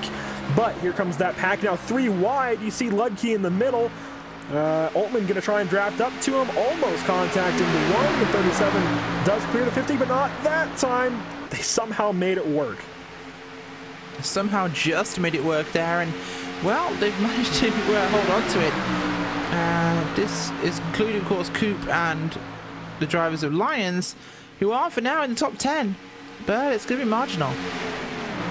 And they're playing their cards here. They're falling to the back again. If something happens ahead of them, obviously they can get that spot if they wreck. If not, they're going to have to push up there and try to make moves, which we haven't seen Coop and Lions do. We don't know how it's going to work out for them. It's really a big unknown with those two now, as Ludke's going to fall probably to the back of this 5-car little pack ahead of Coop and Lions. We'll see how it works out. But as positions start to settle in, Cosi without a partner is going to be caught by this pack. We'll see if he can at least keep up with them, but they are closing very, very quickly in almost just a single car line. I'm not sure he'll be able to fall in. No, and at the moment, well, yeah, the single file line is going to cost them. That means it's going to be very impossible to get a group out there and get this thing moving, because they need that extra momentum of a group already up the top. Starting one, it takes a good number of laps, and they only have about 9 to go, or 8 once you cross the line. Yeah, coming to 8 laps to go this time. You're exactly right, Rachel. I'm worried about Cosi here not being able to fall into a draft quick enough with these 7 cars already vying for position. They might just pass them up immediately, and all of them could be in right here by this pass. We'll see what Cosi can do. I know he's got a couple of fans in the chat. But that, actually, the line going around him on the top side is going to help him out, because he gets the draft a lot quicker. He actually should be able to keep up, amazingly enough, because they went around him on the top side. He played his hand perfectly. If he can keep up with Lions here, he's still in it, but just barely. No, absolutely just barely, but barely might be enough, and it's always going to be one of those things in racing. Barely tends to get it done. And Cosi Jr. and the others, they are keeping a good line of cars here. This lot will definitely have some good power behind it. And our positioning, well, Lions is just one spot out now, and that's going to be difficult for him to handle. I mean, who will Coop work with if he does get through? Well, actually, he will be back in the top 10 that time around. Scoring hadn't updated, but you're correct. If Lions gets cut, or even if Coop gets cut, that's going to really put a fork in either the plan of, you know, Lions or Coop, depending on which one makes it. But right now they would both be in, and the 15 is going to get some help from the 77 of Cozy here down the back straightaway. They'll catch back up. And actually, Lions is going to try and pass Coop. No, he won't. He thought about it for a moment, ended up deciding not to. But you almost saw a move there from Robbie Lyons going into 3. So this is basically 5th through 7th. No, 4th through 7th. All in an 8-car line. This is going to be the place to watch. But up at the front, you do have Scott Warren leading, Harry Tiller in 3rd, Justin Levine in 4th. Sorry, that was wrong. Harry Tiller in 2nd, Justin Levine in 3rd. And then they also have Kyle Manger with them, who is 1 lap down. Yeah, they do. And well, at the moment, that 1 lap down position could still help out change the dynamic of this win. 5 to go at the end of this lap, and it's going to be Scott Warren, Harry Tiller, Justin Levine in that 3-car group at the front there, like you mentioned. And here comes the thing that's going to be the big question. Travis Brown, Spencer Preet, right now second, Altmans, Ludke, Coop, and Lyons. These guys, oh, Corsi Jr. as well. These guys are all lead lap cars. And they are coming fast. They are coming very fast. They're catching up on your leaders. And they might actually get to them. And this will sail past them if they get there. Yeah, they're going to have to make up pretty much a second a lap from here on out if they want to catch them by the end of the race. It looks like 5 laps to go, and they're 5 seconds back. So again, a second a lap is what they need to make up. They didn't quite make that up that time by, but they are still closing. So if anything happens with the front 4, really it's the front 3 and Kyle Manger added in, they have to start worrying if you're that top 3, because they've got a pack coming, and one little slip up, even just catching the wall, if somehow that happens, they're in trouble, because they're going to lose the draft, more than likely, if they hit the wall, and probably fall back to that second line. They're probably going to fall out of the top 10, as Cozy is 11th. So if they fall even to the back of that line by the end of the race, they're likely out of it. Yeah, and that'll have a huge impact for them, of course. They do not want to be in that position. They need to stay in this one, because that could be the difference that puts them out of this race. I mean, that pack takes you past 11th place. So if they fall back behind that second pack, they're out. And the interesting thing, I think, the rest of this race that we're going to have to keep an eye on is moves in this second pack, because really it would be counterproductive for anyone to make a move at this point other than Cozy Jr., considering he's the only one out. So really, the 01 of Brown through the 15 of Lyons should, if they want to just make it through no issues, stay where they are. Obviously, you might want to get your starting position to be a little further towards the front, but 15 laps, only 10 cars, there's not a whole lot to be done. So even if you start 10th, shotgun on the field, you'll have a really good chance of at least trying to get to the first place. Really, these guys are moving around a lot more than I would ever in their position. Obviously, you want to get air to your grill, want to keep the motor cool, but aside from that, you shouldn't really be moving around right now. 3 laps to go. Everybody from Lions forward is in. I don't know why they would make a move, but we'll see what happens. Starting position, we've seen so much matters here, of course, and starting position is what they're going to get if they move forwards. They want to keep hold of that, but, well, is it at the actual detriment of the finish full stop? That's something they really have to put their mind on. I mean, I would rather have the security of you're not going to get cut in the 3rd segment. Obviously, it's just 15 laps straight up. I'd rather wait until then to try and make these spots up when everybody's going to be going for positions rather than do it now. That's just me, because we're in a single file line. If one person doesn't go with you, you can easily be sent to the back and get cut. 2 laps to go this time by. Time is running out. Obviously, though, you can't make the move too early or too late. No, too early or too late, and you end up, again, getting shuffled. So this is really a game of choosing when to make that move. It's one of those video games where you have to wait until the little bar that's scrolling across your screen is exactly between 2 little points. And yeah, those are the hardest. These guys literally have to mentally choose that right moment. And, well, it's not very easy to see. You see Ludke losing some momentum there. You're going to see a few cars, at least a couple of Coop and Lions look to the top side. They'll fall back in line. They didn't exactly have the run they wanted to get by Ludke. Cozy Jr. wanted to get with them to try and make something happen. It didn't work out. I think if he'd maybe cut low and got underneath Lions, he could have had something there, but it didn't work out for him. Now, coming to the white flag, I believe Scott Warren is your leader. Harry Tiller, actually, they're racing up here. Harry Tiller lost some time there, as well as Justin Levine. They might get caught by the second pack, as Scott Warren pulls away possibly with the win of the second segment. This would definitely shake things up as here we come, and well, the 4 is going to be looking strong. Oh, incident for the 4 on this final lap, and my gosh, yeah, he's had a big problem there. That was coming on to the lap, big slam into the wall, but across the line they're going to come, and out the final corner, this is the decision. Here we go, to the line. Warren in the hot seat, 18 pushing him. He's not for position. 25 isn't either. It's Scott Warren, has it in the book. Harry Tiller will come across move. second. Justin Levine, I think, will be ending up out of this race. Travis Brown comes across third. Spencer Preet in fourth. Ray Rittenauer fifth. They all make it through. Altman as well. Ludke, he makes it through. Austin Coop. Michael Kosey actually got through. What happened to Robbie Lyons? He's not going to make it. Oh, problems for Robbie Lyons. Unfortunate for him there. I don't know what happened. Could be fuel because he's really slow coming now towards the line. No damage on that car, so it seems as though he almost gave up. No, I just found it. Hopefully Cisco can get it on the replay. The 77 tried to go with Lyons on the top side, and actually Kosey ended up having a bit of, it wasn't his fault, but he ended up wrecking Lyons. Again, not Kosey's fault, but it ended up happening. So Lyons ended up spinning down the back straightaway. He's going to be out of it because of that. Again, no fault of Kosey. He was just trying to make something happen to get himself into the next segment of the race. Just a bumper hook the wrong way, actually, to the left instead of the right, going to cost Lyons a spot in segment 3. That changes everything. Well, we're going to go to your results from segment number 2. Scott Warren takes the win here in segment 2 with Harry Tiller, Travis Brown, and Spencer Preet. Rooming out second, Jason Altmans, John Ludke, Austin Coop, Michael Kosey Jr., and Justin Levine, who just scrapes in. Who didn't make it? Well, Rachel, unfortunately, we mentioned Robbie Lyons already getting cut. He won't make it to segment 3. Gary Champion, he had a great run at the end of segment 1 to make it to segment 2. Unfortunately, he won't make it either. Kyle Manger, also in that group of guys getting cut. Andrew Berger in the 24 as well. And unfortunately, Corey Henry, shotgun on that field, will not make it to segment 3. Certainly won't. Well, we're going to go for a quick commercial break.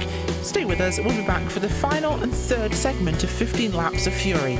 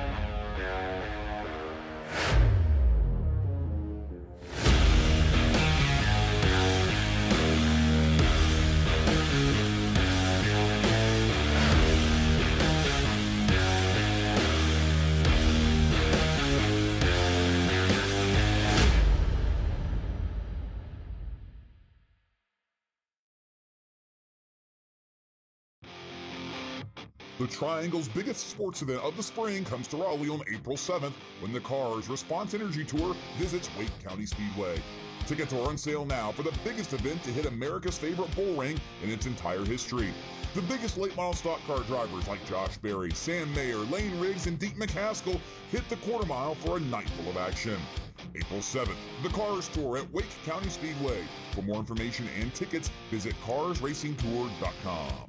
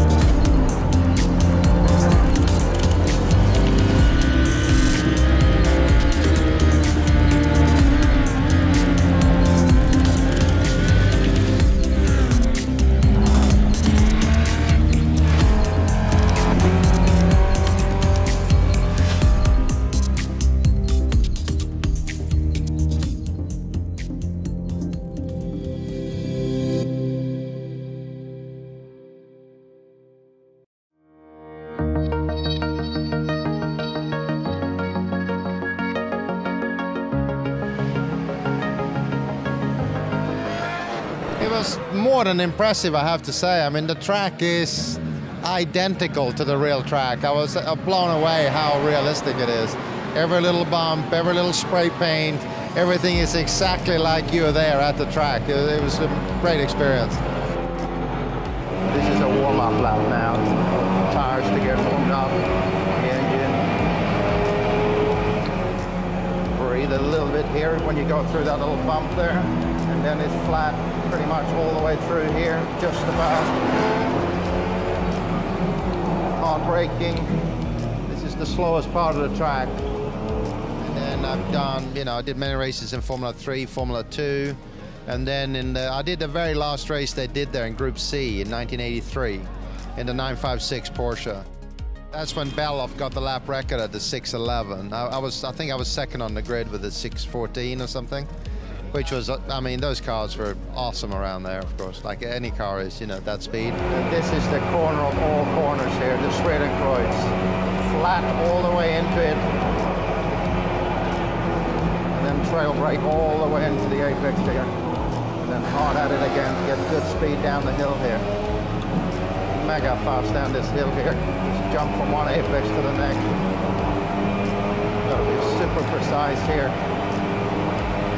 I mean, it's almost exactly like the real thing. So, I mean, it is certainly realistic enough to get past the very, you know, a lot of the initial hurdles you have when you try to learn to drive a race car, you know. So, I mean, I think it's an excellent tool to learn how to race for sure, or learn to drive a car on a racetrack.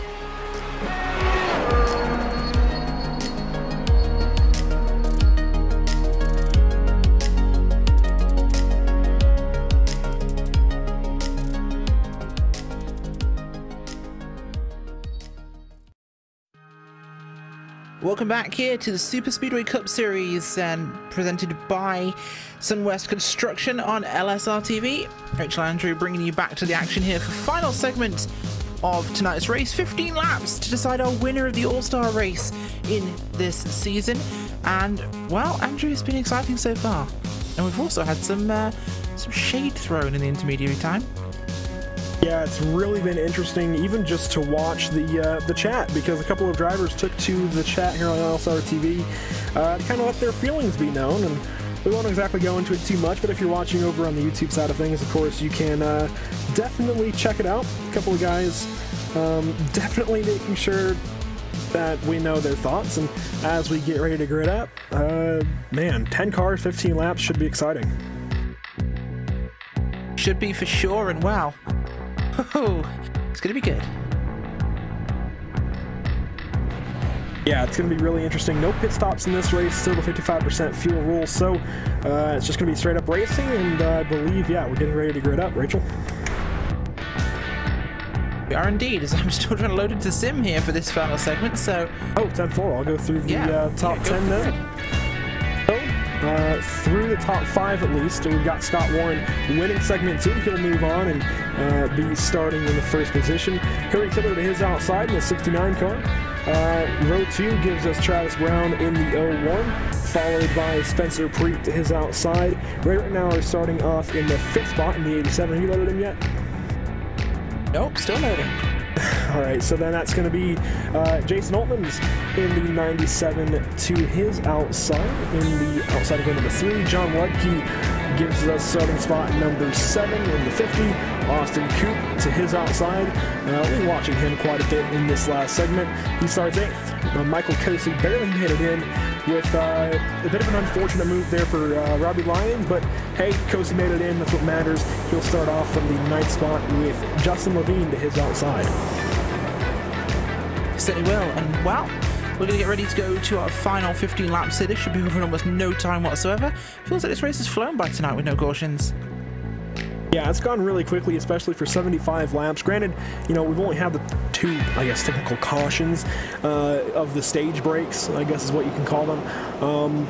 It's just gone by super quickly. It's only been, I think, an hour and a half so far for the first 60 laps of the race.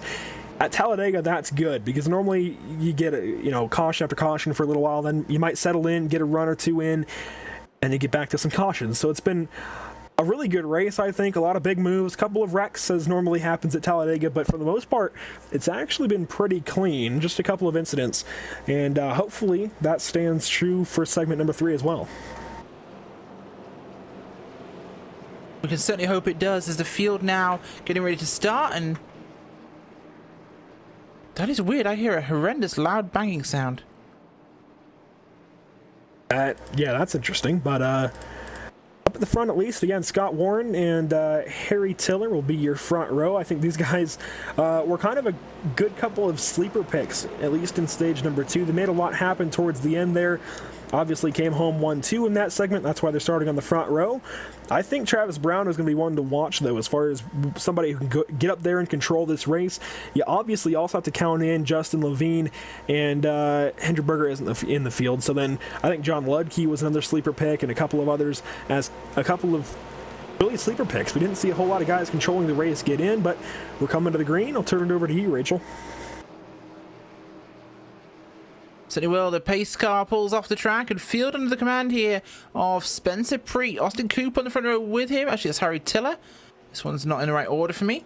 Scott Warren and Harry Tiller. That makes it much easier to understand now why I'm looking at the wrong numbers. Green flag will fly. Final 10. Go for final 15. Yeah, just 15 laps to go here. Again, no pit stops. This is just straight up racing and no cautions. That's going to be the big thing to keep in mind here. So if we see an incident, even involving the entire field, there's no stoppage for it. They come in the first. Oh, and we already see an event. The 37 Preet goes around. Wow, and well, 3 or 4 more go round 2, as 2 more will come off the racetrack here. That includes, unfortunately, Austin Coop and Travis Brown also go off the racetrack, and that will cost them quite a bit, as well, as both of those guys went to the inside barrier with hits. So that's 3 down already. Coop. We also have Brown, and we have Preet. So this one will run up again, and we've got a breakaway here for 4 cars. Tiller, Warren, Altmans, and Levine. This could make it interesting. And that's really unfortunate, but that's the double-edged sword you're playing with. Excitement and wrecks. They're going to come in the same package when you have just 15 laps, no cautions, straight up racing between 10 of the best in this series. That happens, and we already saw one bumper hook. We'll see countless more, I think, as these guys get really fearless with these bumpers here tonight. Again, very little side force. If these guys start to get sideways, that's going to impact the racing as well, and exactly who can hang on to the cars, we'll have to see. Levine falls into 3rd, Altman in 2nd, Scott Warren still your leader, and Harry Tiller, sorry, is still in this pack. He's 4th. Rittenauer is actually bringing a couple of more cars with him. He is, and that will make that one interesting to go, as Rittenauer brings Ludke and Cozy with them. They could definitely get this one to be a bit more interesting, but they've got momentum here. I'd be surprised if they don't pull out to go to the outside. They do exactly that. Experienced hands here, making sure this one goes forwards. And they're carrying the speed with them all the way. Altman's looked like he wanted to come out and try to join them, but not enough room, and keep going they do. And that was a great move from that second pack, but unfortunately it's really going to work out only... Oh, as the 87 gets turned, I was just going to say it worked out great for Rittenauer. He's going to go around, though. Big contact with the inside wall, I believe. Looks like his race is going to come to an early end as he barely gets back going. Oh, unfortunate there for him. Show that replay there of what happened is... Well, the classic bumper hook as Warren just catches his bumper, dumps him off the track, and... Didn't really hurt Scott Warren much at all there, actually, in terms of speed. And now code is kind of still a thing. Really bad thing. And again, that's not intentional, but, I mean, it's a product of these guys pushing so hard in these last 15. They're not going to lift anymore. They're not going to take any more, you know, chances of being safe. They're just going to go for it. They're honestly just going to send it. I think that's a good way to put it.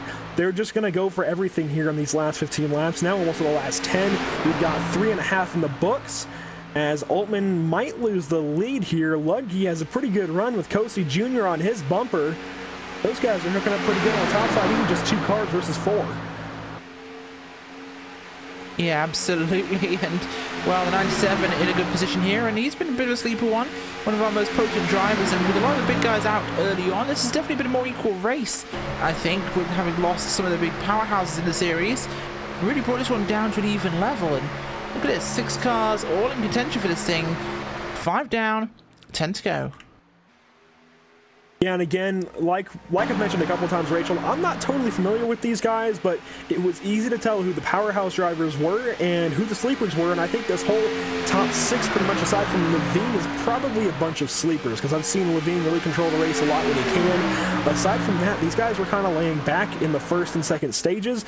Saw the 76 kind of take control of the end of the second segment. He obviously won it. Tillard was in second, but even so, they weren't really making those big moves in the front like you see Altman doing here. He's going to move Ludke to the top side, now 3 wide through the tri-oval. It is indeed. Ludke up top on his own in the DuPont Rainbow Chevrolet, and, well, Warren, Levine down low, Altman's Cozy Jr. and Tiller in the middle. Tiller with his trademark garish cars with his face on them, doing what he has to do at the moment, but Altman's now trapped on the outside. And just one car on the outside won't go anywhere. Of course, you need draft help to make it work. We might see someone dip up to the top side. You see Cozy think about it. He's going to stay on the bottom side. You might see Taylor or Ludke go there low.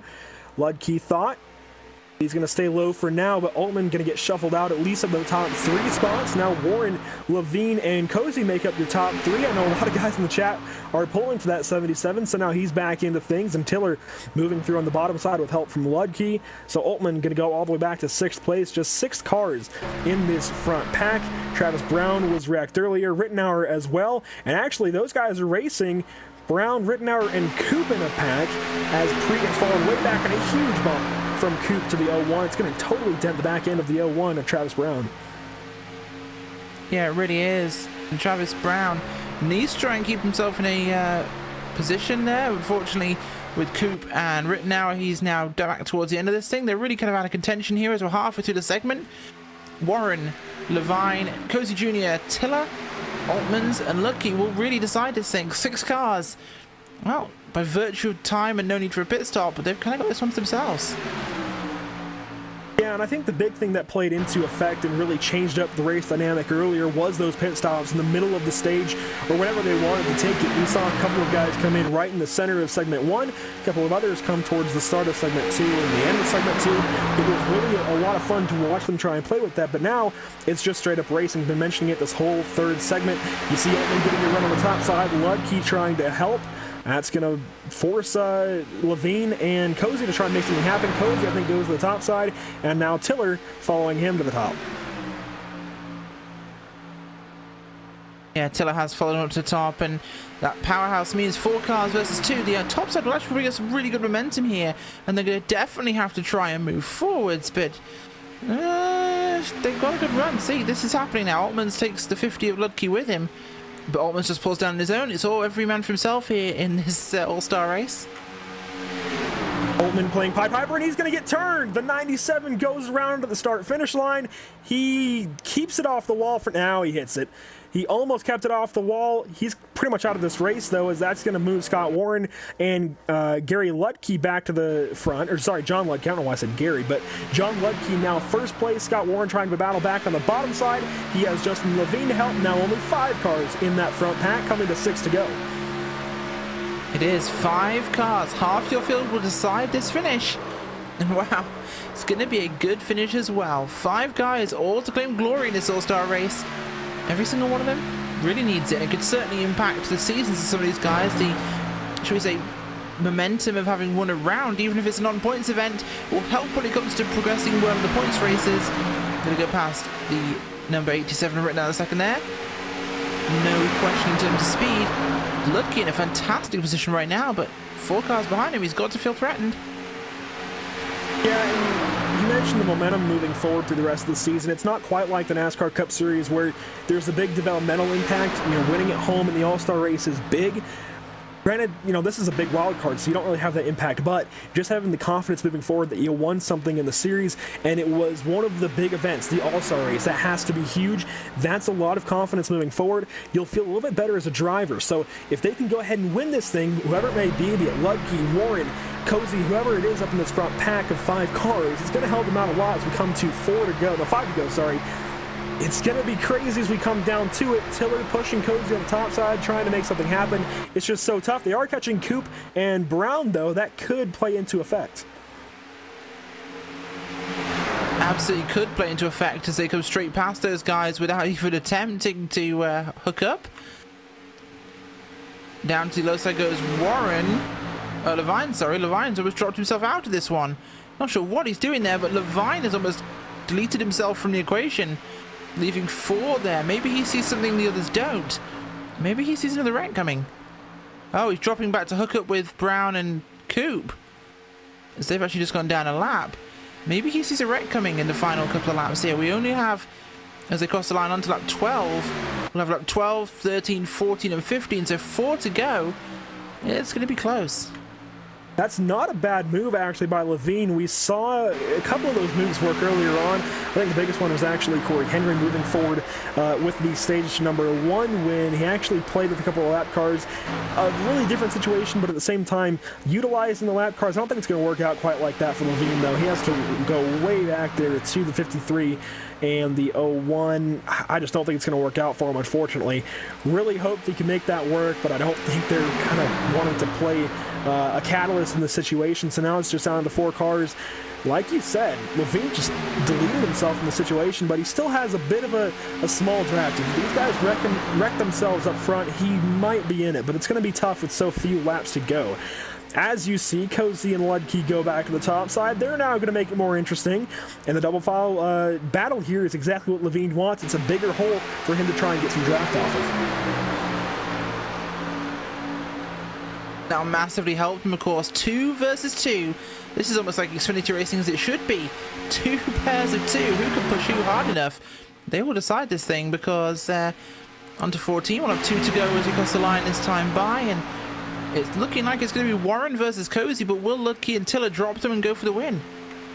But imagine if Ludke maybe turns the 77 of Cozy. Just one little mistake, one little bumper hook, maybe even just an imperfection in the server could really end this all for these 3, maybe 4 guys up in the front. Anything can happen. Murphy's Law has already been in full force in this race tonight, so we'll see what happens. It's going to be really wild because they want to push the heck out of the guy ahead of them, but they have to be careful. Now you see a big change up front. Cozy down to the bottom. Tiller thought about going into high. Now he's going to abandon Ludke possibly on the top side, try and fall back into 3rd. I'm not sure why you want to do that, though, as Ludke gets a huge run out of turn 2 using the side draft. Huge run there for him as, well, they're keeping themselves going forwards, but it's not as quick as they wanted. Still Cozy, still Ludke out front ahead of Warren and Tiller. And they're going to have to really push for this as Tiller's now the odd one at the back as he tries to find room. Chooses the low side. Can they get Ludke out of the way easily? That'll be a question for him. And that's an interesting move from Tiller. Oh, contact! Oh, contact! And that's there's problems! Split them all up. Ludke's out of it. The other 3 will continue on. 3 Ford Mustangs battling for the All-Star win. Unfortunately, Ludke's out of it. We'll get the replay on that in a moment. Just door-to-door contact, but white flag is out. Cozy, Tiller and Warren continue on. Tiller the odd man out on the top side, but can he make something happen in the home stretch? Just a half lap to go, about 1 mile and 3/4. It's going to be every man for himself in just about a corner here as Warren might actually have an easier chance being below there on the low side with the 77. But they're all going to split up and go for it themselves towards the end here. Tiller drops back in line to try and get some momentum here. Going to suck up to the 76. See what he can do because he knows the 76 is going to go for it. Can he split the difference and try? Who decides to go when? Into the tri-oval for the final time, dumping Cozy, a junior. Oh, and Warren gets dumped by Tiller. And Tiller's going to take it. Oh my god, Tiller takes it to the line for the All-Star win. And it looks as though Cozy comes down to block Tiller. Tiller says, no thanks, do not care. I'm not going to move. Gets past him and takes the win. What a finish. Yeah, you saw the 76 just barely hook the 77 of Cozy. That moved Warren into P1 as the 77 wrecked. Then the 69 went down to the bottom, and, well, he pretty much got pushed off the tracks. I don't think even the yellow line rule will come into effect there. And I think it's going to be Tiller, your winner, officially. Unofficially still on the results, but I think they're going to give it to Tiller here as Scott Warren, Cozy Jr. and, Harry Tiller. Just what a finish out of turn 4 through the tri-oval, and the 69 unofficially your all-star race winner. What a finish there to that race for us, as a late move attempt blocked by by Warren cost him a race. What an end. And they're still wrecking out there, but Man, that was a heck of a finish. Tiller, if he does get credited with this win, made a great move to stick his nose down underneath the 76 of Warren at the right time. He kind of got forced off the track by the left rear of the 76 and just kept his foot in it, kept going. Yeah, word is, no rules, so he's going to win it. I think even if the rule was in effect, he got forced down below the yellow line. I don't think that would matter anyway. So Harry Tiller, what a move in the final, I don't know, 500 feet to win this. Absolutely. Well, speaking of no rules, we're going to go to our final race results. Harry Tiller takes the win tonight in the All-Star race and burns it down. Not sure why Scott Warren's doing donuts as well, but he is, so there you go. Second place, Justin Devine. Third place, Justin Devine, I should say, with Michael Coates Jr., John Lucky, Jason Altmans, Travis Brown, Austin Coop, Raymond Ellis second, and Spencer Preet. There is Harry Tiller burns it down against the flag post, Tiller style, back in victory lane. Man, just what a finish. I mean, have you ever... that was just insane. This series specializes in insane. You see a lot of finishes this good like that quite often, and we're going to go to a quick break. We'll be right back with your interviews. Don't go away.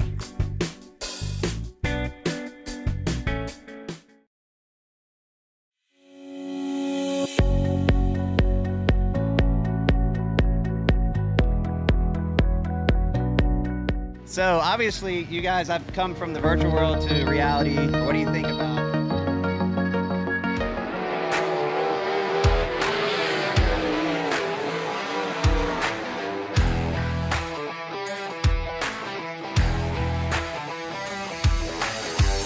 I actually, really enjoy dirt racing. Feels good to get in the car, and we have, great cars and engines and things at KKR, so it's nice to drive a fast sprint car.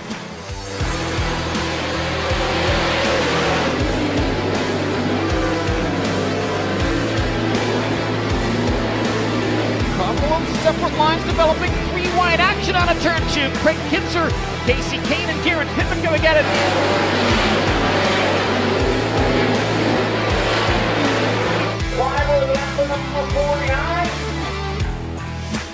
I think the differences between, NASCAR and the sprint races on dirt is just a much different mindset. The way you drive your cars, the setup, the feel you're looking for.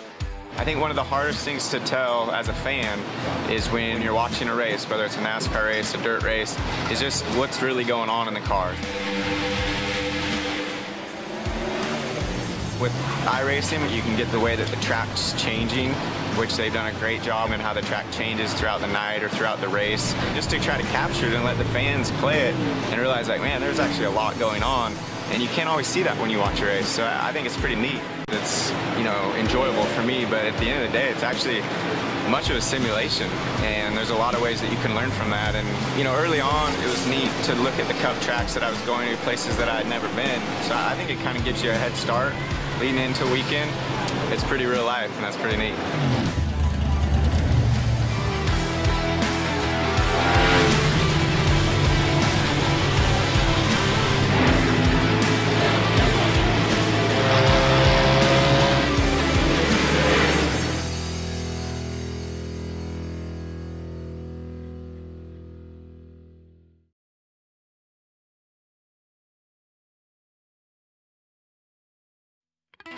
Welcome back to post-race here on the Superspeedway Cup Series, and well, first up tonight we have the man himself, the winner tonight in this race, Harry Tiller.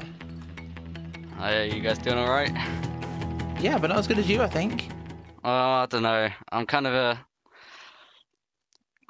don't know. I'm happy I won, obviously, but just not the way I wanted to win, and with the way the race went, it was a bit, I don't know, I'm kind of just disappointed in all of us. Like, we should have been able to put on a bit of a better show than that, and some of the antiques that were going on in the race before were a bit, well, I don't know. It's not for me to decide.